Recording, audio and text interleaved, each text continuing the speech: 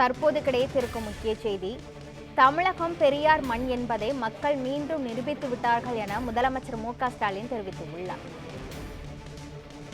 200 இலக்கின் ஆரம்பம் ஈரோடு கிழக்கு இடைத்தேர்தல் என தமிழக முதலமைச்சர் மு.க.ஸ்டாலின் தெரிவித்துள்ளார். தமிழகம் பெரியார் மண் என்பதை மக்கள் மீண்டும் நிரூபித்திருக்கிறார்கள் என முதலமைச்சர் மு.க.ஸ்டாலின் தெரிவித்துள்ளார். இதுகுறித்த மேலும் விவரங்களை வழங்குவதற்காக நமது செய்தியாளர் சாமுவேல் எபினேசர் இணைப்பில் உள்ளார். சாமுவேல், இது தொடர்பான மேலும் விவரங்கள் என்ன பதிவு பண்ணுங்க.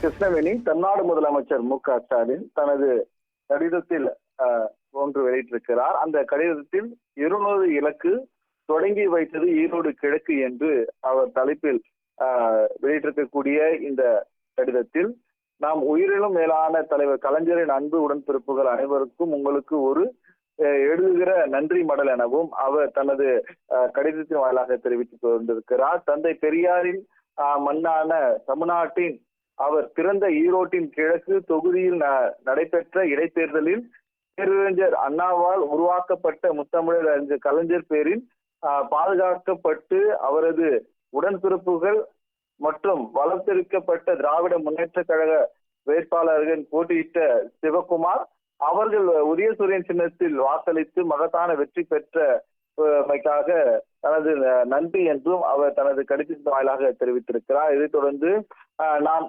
உயிரோடு கலந்திருக்கும் கலைஞர் இயக்கத்தின் நம்மிடம் இருந்து பிரித்து கொடுத்த, அதாவது அதே போல இந்த ஈரோடு கிழக்கு சட்டமன்ற தேர்தலில் தற்பொழுது போட்டியிட்டு வெற்றி பெற்றிருக்கக்கூடிய சிவகுமார் அவருக்கு ஆதரவாக பணியாற்றிய கழக நிர்வாகிகள் மற்றும் அதே போல தலைவர்கள், கூட்டணி கட்சி நிர்வாகிகள் அனைவருக்கும் தனது நெஞ்சார்ந்த நன்றி எனவும் தமிழ்நாடு முதலமைச்சர் மு.க.ஸ்டாலின் தனது கடிதத்தின் வாயிலாக தெரிவித்திருக்கிறார். இடைத்தேர்தலில் பணிகளை கழக நிர்வாகிகள், உடன்பிறப்புகள், தோழமை கட்சி பிரமுகர்கள் கவனித்துக் கொண்டவர்கள் என்று நம்பிக்கையுடன் திராவிட முன்னேற்ற கழக மக்கள் நலன் சந்தித்த திட்டத்தை அவைகளை உரிய முறையில் செயல்படுத்தப்பட வேண்டும் என்பதற்காகவும் ஆய்வு பணிகளை தொடங்கி மேற்கொள்ளப்பட்டு வருவதாகவும் அவர் தெரிவித்திருக்கிறார். அதே மாதிரி பிப்ரவரி 6 மற்றும் 7 ஆகிய தினங்களில் அரசு திட்டங்களின் ஆய்வு பணிகளுக்காக கழக நிர்வாகிகள், உடன்பிறப்புகள் செயல்படுவான அறிந்து கொள்ள நெல்லை மாவட்டத்திற்கு தனது சுற்றுப்பயணம் மேற்கொண்டிருந்த போது அங்கு ஒவ்வொரு மாவட்டங்களாக நடைபெற்று வரக்கூடிய இந்த ஆய்வு பணிகளின் போது கழக நிர்வாகிகள் சந்திக்க அந்த மாவட்டங்களுக்கு செல்லும் போதெல்லாம் ஒன்றை விரிஞ்சி, அதாவது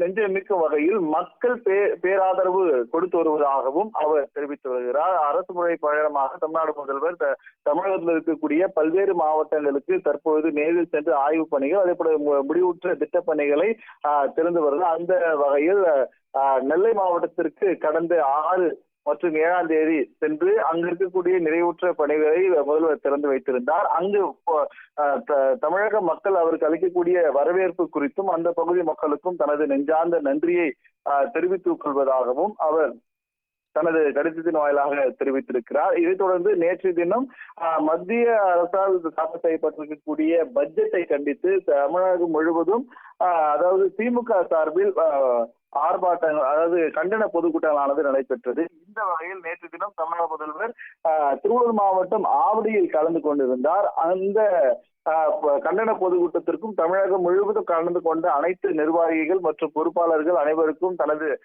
நன்றி எனவும் இந்த கடிதத்தின் வாயிலாக தெரிவித்துக் கொண்டிருக்கிறார். இதைத் தொடர்ந்து, அதாவது தமிழகம் முழுவதும் இருக்கக்கூடிய அனைத்து மாவட்டங்களுக்கும் ஆய்வு பணிக்காக செல்லும் பொழுது அங்கு மக்கள் அளிக்கக்கூடிய வரவேற்பை கண்டு தான்